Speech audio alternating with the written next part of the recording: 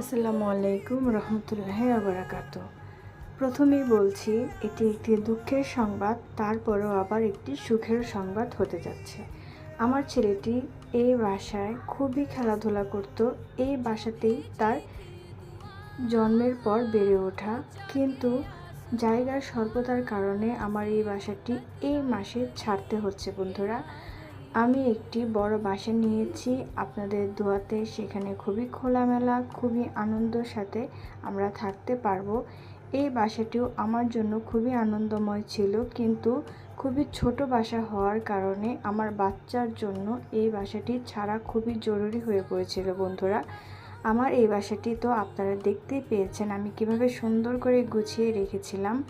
তো পরবর্তী বাসাটি কিভাবে সাজাই সেটি দেখার জন্য অবশ্যই আমার চ্যানেলটি সাবস্ক্রাইব করে একটি বেল আইকনে ক্লিক করে রাখবেন। ধন্যবাদ।